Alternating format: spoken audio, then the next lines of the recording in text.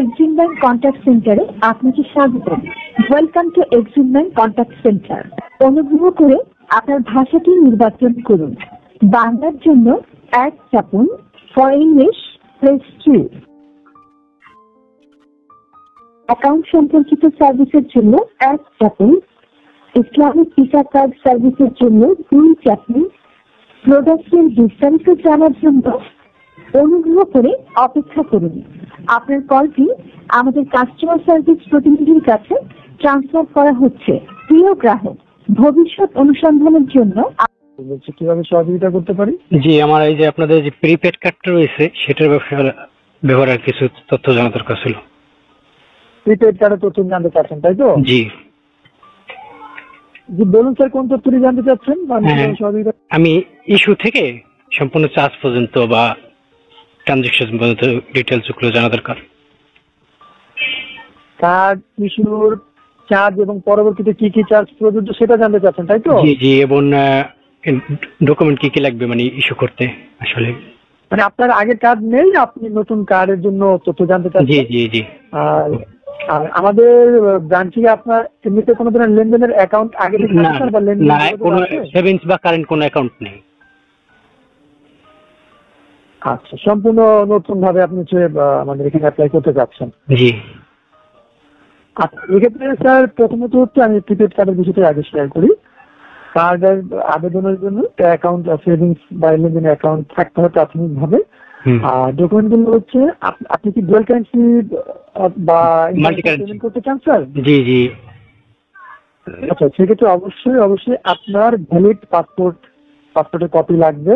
এক্ষেত্রে হচ্ছে আপনার 2 কপি ছবি, আপনার জাতীয় পরিচয়পত্রের ফটোকপি, নমিনি যাকে করবেন তার 1 কপি ছবি, তার জাতীয় পরিচয়পত্রের ফটোকপি, আপনার বর্তমান ঠিকানা, বিল, বিদ্যুৎ বিল অথবা পানি বিলের কপি, এগুলো হচ্ছে কমন ডকুমেন্ট লাগবে। ব্রাঞ্চ থেকে অন্য কোনো ডকুমেন্ট যদি চায়, কিছু ডকুমেন্ট তো আপনাকে ফর্মের সাথে ব্রাঞ্চ থেকে দিবে, আর এর বাইরে যদি অন্য কোনো ডকুমেন্ট চাই আপনার কাছে, সেগুলো আপনাকে দিতে হবে। আর এই ডকুমেন্টগুলো নর্মালি হচ্ছে অ্যাকাউন্ট ওপেনিং এর ক্ষেত্রে প্রয়োজন হয়, জাস্ট পাসপোর্টটা বাধ্যতামূলক না অ্যাকাউন্টের জন্য। মাল্টি বা ডুয়াল কারেন্সি কার্ডের জন্য পাসপোর্টটা অবশ্যই লাগবে। আপনি আবেদনের সময় 1500 টাকা এই চার্জটা দিয়ে আবেদন করবেন, এবং পরবর্তীতে বাৎসরিক চার্জ হচ্ছে স্যার একই চার্জ 1500 টাকা যোগ ভ্যাট, আর এসএমএস চার্জ রয়েছে 200 টাকা যোগ ভ্যাট। এটাই মূল আমাদের যে ব্যাংকের চার্জটা মূলত স্যার বাৎসরিক চার্জ, এর সাথে হচ্ছে এসএমএস চার্জ। এর বাইরে ব্যাংকের নর্মালি কোনো চার্জ প্রযোজ্য না। তবে স্যার বিভিন্ন লেনদেনের বেসিসে কিছু ভিসা চার্জ বা গভর্নমেন্ট চার্জ প্রযোজ্য হতে পারে, যেমন এক্সাইজ ডিউটি, তারপরে পেমেন্টের যে ধরনের পেমেন্ট, বিশেষ করে স্যার ফরেন ই কমার্স পেমেন্টের ক্ষেত্রে যদি ভ্যাট অ্যাপ্লিকেবল হয় সেক্ষেত্রে ভ্যাট অ্যাপ্লাই হবে।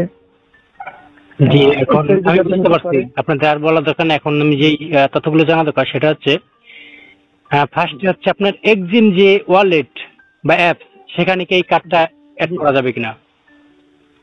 অবশ্যই যাবে। আমাদের অ্যাকাউন্টের জন্য যে অ্যাপ আছে এক্সিম আইজার অ্যাপ, সেখানে আপনি কার্ড অ্যাড করতে পারবেন, করে আপনি কার্ডের ব্যালেন্স এবং মিনি স্টেটমেন্ট দেখতে পাচ্ছেন। আবার অ্যাকাউন্ট থেকে আপনি হচ্ছে এই কার্ডে ব্যালেন্স ট্রান্সফার বা যোগ করতে পারছেন। এটা ইনস্ট্যান্ট টাকা জমা হবে? আমাদের ইনস্ট্যান্ট জমার পদ্ধতি আছে, তো সেক্ষেত্রে ওয়েবসাইট ব্যবহার করা ভালো। ম্যাক্সিমাম ক্ষেত্রে ইনস্ট্যান্ট হয়ে যায়, অনুসার পরবর্তী দিনের মাধ্যমে নর্মালি ইনস্ট্যান্ট যোগ হয়ে যায়। এখন একটু নেটওয়ার্ক যদি কোনো ইস্যু না হয় তাহলে ইনস্ট্যান্ট হয়ে যায়। জি, আর একটা তথ্য হচ্ছে আপনাদের যে ই কমার্স লেনদেনটা, সেখানে যদি আমি দেশের বাইরে থাকি তখন কি ইমেল ওটিপিটা যাবে না মোবাইলে যাবে? ওটিপির বিষয়টা হচ্ছে স্যার আপনি যে ওয়েবসাইটে পেমেন্ট করবেন সেখান থেকে আসবে যে আপনি কি মোবাইলে নিতে চাচ্ছেন নাকি ইমেইলে নিতে চাচ্ছেন। দুটো অপশন থাকে, একটা সিলেক্ট করে দিতে হয়। আমাদের এটা আলাদা করে কোনো কন্ট্রোল থাকে না। না, সেটাই জানতে চাচ্ছি। অনেকটা আছে যে শুধু মোবাইলের এসএমএস এর অপশনটা দেওয়া থাকে, ইমেইলটা থাকে না, সেটাই। এটা স্যার সম্পূর্ণ হচ্ছে আপনি যেখানে পেমেন্ট করবেন সেখানেই দেখাবে। ওইখানে যদি যে ওয়েবসাইটে আপনি যাচ্ছেন সেখান থেকে যদি সেট করা থাকে, সেটা কিন্তু আমাদের এখান থেকে স্যার কন্ট্রোল করা যায় না।